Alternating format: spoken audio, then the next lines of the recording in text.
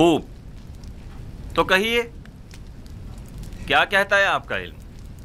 ہم نے کافی تحقیق و جستجو کی، ستاروں اور کواکب کی چالوں کو جاننے کی کوشش کی، اسلاف کی ارواح سے بھی مدد طلب کی اور شیاطین کی بھی مدد مانگی تاکہ کسی نتیجے پر پہنچ سکیں، لیکن کوئی ایسا خواب نہیں جس کی تعبیر ہمارے بس میں ہو، لیکن جناب فرما روا کا خواب دوسرے خوابوں سے ذرا مختلف ہے۔ یہ ایک ایسا معمہ ہے جس کا کوئی حل نہیں، گویا ایسا قلعہ جو ناقابل تسخیر ہو۔ اس خواب نے تو ہمارے سارے منتروں کو باطل اور سحر و جادو کو بے اثر کر دیا ہے۔ ہم تمام معبروں کی کاوشوں کا محاصل محض یہ ہے کہ مصر کی قدیم قصے کہانیوں میں گائے سال سے تعبیر کی گئی ہے، بس اتنا ہی۔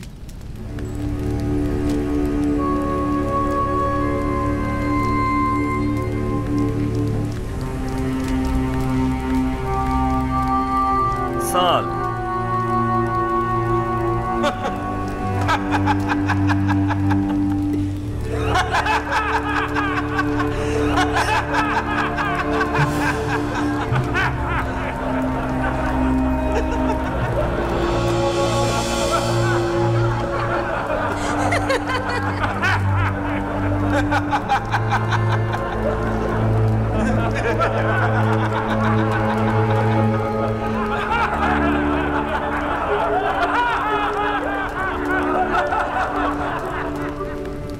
ملاحظہ فرمایا آپ نے، کھودا پہاڑ نکلا چوہا۔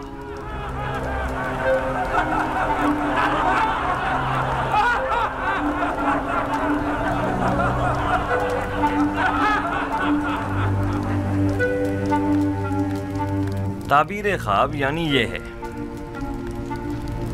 گائے یعنی سال۔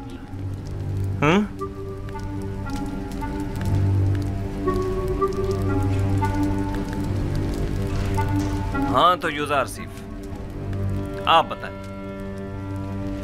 آپ کی تعبیر کیا کہتی ہے؟ تعبیر نہیں عالی جناب، میں آپ کے خواب کی تعویل پیش کروں گا۔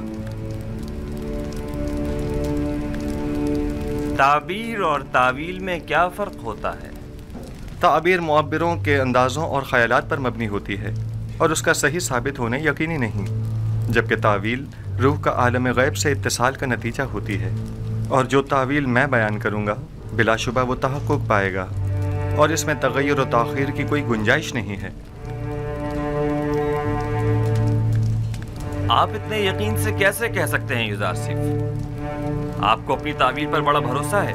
مجھے اپنے خدا پر بھروسہ ہے، میں اپنی طرف سے کچھ نہیں کہتا، مجھے تمام علوم اس کی جانب سے ودیت ہوئے ہیں۔ تم نے جو کچھ بھی کہا وہ زبانی جمع خط سے زیادہ کچھ نہیں، اور اسے سچ ثابت کرنا بہت مشکل ہے۔ تمہارا دعویٰ اور تمہارا خدا دونوں ہی شک اور تردید کا شکار ہیں۔ اگر آپ اجازت دیں تو میں اس شک و ابہام سے پردہ ہٹا دوں اور اپنے پروردگار کی قدرت اور خواب کی حقیقت کو سب پر ثابت کر دوں۔ جناب آنکھ ماہو اگر پسند فرمائیں تو ہم ایک دوسرے کے تعاون سے اس خواب کا نتیجہ اخذ کرتے ہیں۔ ابھی آپ کے معبروں نے فرمایا کہ مصر کے قدیم قصوں میں گائے سال سے تعبیر کی گئی ہے، درست ہے؟ ہاں، یہاں تک تو صحیح ہے۔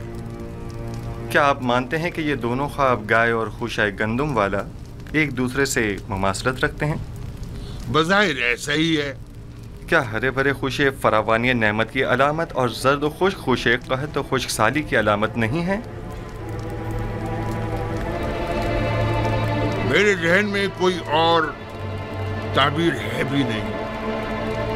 ایسی صورت میں کیا ہمیں یہ نتیجہ اخذ نہیں کر لینا چاہیے کہ 7 سال فراوانی نعمت اور زرخیزی اور 7 سال قحط اور خشک سالی کے مصر کو درپیش ہیں؟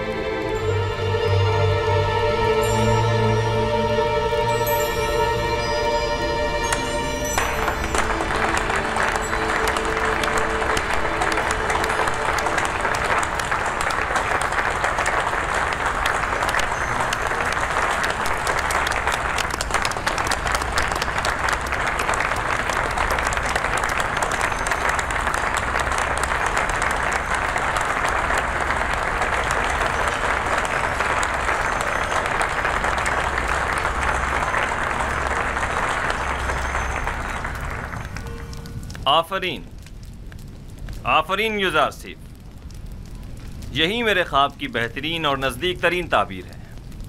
یہ بالکل درست تعبیر ہے، میں جوان یوزارسیف کی تائید کرتا ہوں۔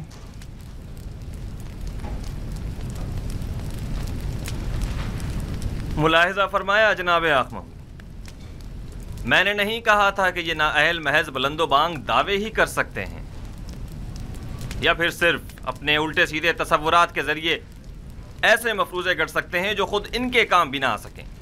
بظاہر یہ تعبیر صحیح معلوم ہوتی ہے، لیکن وہ تعبیر جو حقیقت سے مطابقت نہ رکھتی ہو وہ تعبیر قابل تردید ہوتی ہے۔ کہ سننے میں کبھی آیا ہے کہ یہ مقدس سرزمین مصر کو سیراب کر سکنے میں ناکام رہی ہو؟ یہ تعبیر مصر کے جنوب میں واقع سرزمین سیاب کے لیے مناسب ہے، نہ کہ اس سرزمین کے لیے جس کے دامن میں نیل جیسا مقدس دریا موجود ہو۔ لیکن ہم نے اپنے اسلاف سے سنا ہے کہ نیل اب تک چند بار بالکل خشک ہو چکا ہے، یہاں تک کہ پرندوں اور جانوروں کا سیراب ہونا بھی محال تھا۔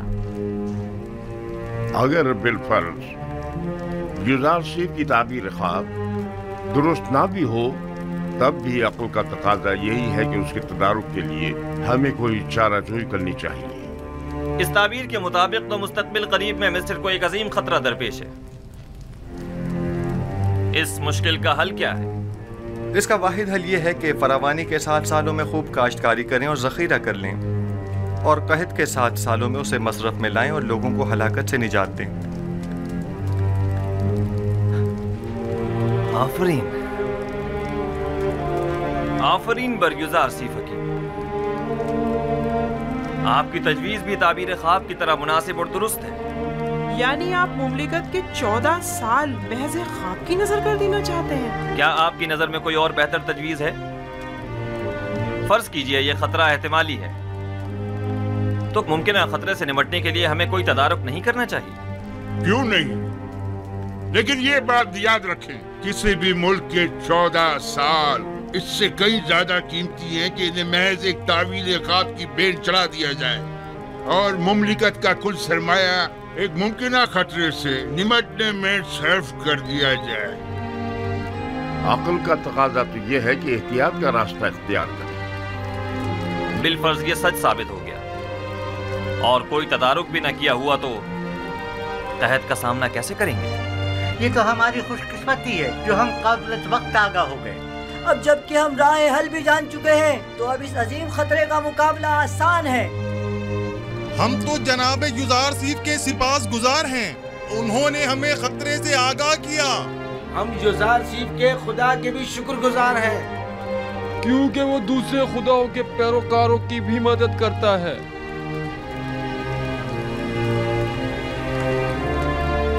آپ سب یوزارسیف کی پاک دامنی اور بے گناہی کا واقعہ تو سن ہی چکے ہو،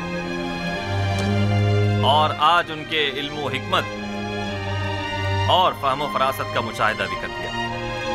آپ نے یہ بھی ملاحظہ فرمایا کہ وہ علم تعویل خواب میں تمام مصری معبروں میں ممتاز ہیں۔ آج سے ہم انہیں اپنا امین قرار دیتے ہیں۔ آج سے یوزارسیف ہمارے نزدیک مخصوص مقام و منزلت اور وسیع اختیارات کے حامل ہوں گے۔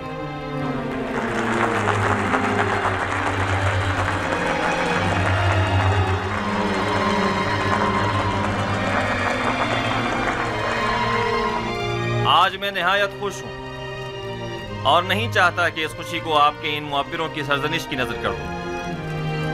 آج مصر کے خداؤں، کاہنوں اور معبروں کی کمزوری اور بے بسی سب پر آشکار ہو گئی، اور آپ نے دیکھا کہ خدائے آمون سے بڑھتر بھی کوئی خدا ہے۔ اس سے پہلے کہ میرے غیظ و غضب کی بجلی ان معبروں پر گرے، انہیں یہاں سے لے جاؤ۔